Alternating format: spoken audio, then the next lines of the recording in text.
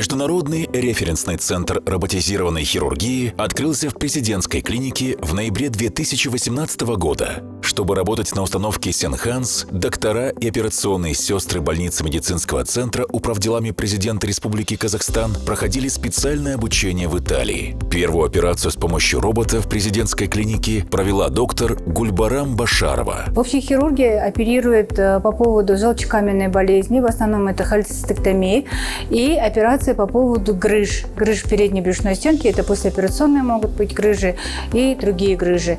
Урологи оперируют по поводу кист почек, также по поводу опухолей, это в частности радикальная простатэктомия. По гинекологии немножко спектр шире. Мы оперируем практически все операции, которые существуют при лапароскопической гинекологии. Это субтотальная, тотальная гистерэктомия, операции на придатках и органосохраняющая операция – это консервативная миомэктомия. За год команда врачей, которая прошла обучение и использует робот-установку, освоила практически все виды оперативных вмешательств, которые есть в лапароскопической хирургии, и постоянно повышает уровень сложности операций. Главные плюсы технологии для пациента – это снижение кровопотери, уменьшение уровня послеоперационной боли, быстрое восстановление. Врачу робот-установка помогает лучше видеть операционное поле, точнее проводить операцию, избавляет от долгого физического напряжения. Еще одним важным моментом врачи называют безопасность. Многие не понимают, вот когда сидят многие врачи в зале и смотрят и говорят: ну, что там ничего такого не видно. А вот когда на роботе это смотришь, прекрасная видимость очень. И ты можешь спокойно между тканями идти, не задевая ни эту ткань. Безопасность – это очень важно для робота. Поэтому ты на роботе делаешь аккуратно, бескровно, ни капельки крови не выходит и так далее. Качество очень высокое. И вообще робот, основная его задача была делать самые сложные операции в мире. И вот эти самые сложные операции, которые делает опытный врач, он делает, например, от 3 до 7 часов. Врач может одну операцию сделать, а на вторую у него силы нет, он устает.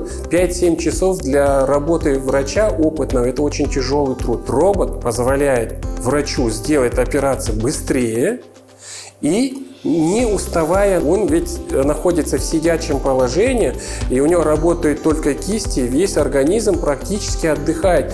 И он может сделать этих операций не одну в день, а 3-4 в день. Вот в этом глобальная эффективность как для государства, так и для врача. Здоровье врача очень важная тоже часть, так сказать, всего процесса лечения пациентов.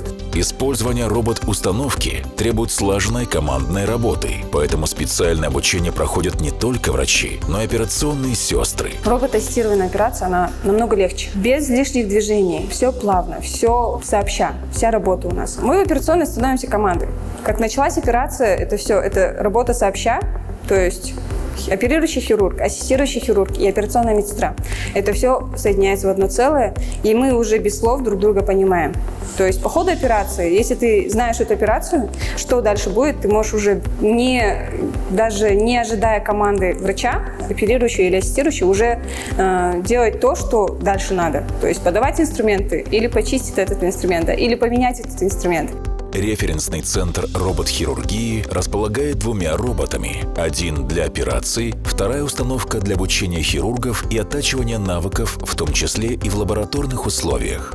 Но путь к роботу лежит через опыт в лапароскопии. Я 30 лет оперативного вмешательства, и когда мне сказали на роботе, я задал тот же самый вопрос. Почему я должен учиться на роботе, когда я владею... Но когда я сделал первую операцию на роботе и увидел, какая разница, какое качество, какое владение инструментами, какая микроточность процесса, когда ты видишь пульсацию микрососудов, там не то, что там такой, и видишь расстояние между органами там 2-3 мм. Стандартами для обучения для роботизированной хирургии это должно быть не менее 15-20 лет работы на лапароскопических.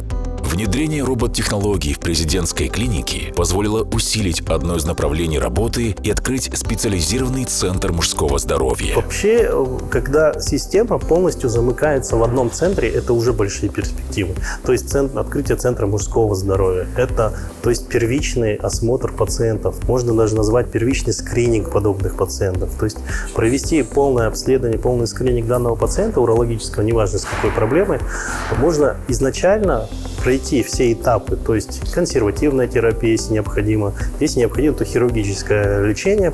И это все можно делать в нашей клинике. Сейчас имеются все возможности проведения существующих процедур, то есть от малоинвазивных эндоскопических процедур вплоть до кончающей сейчас роботизированной хирургии.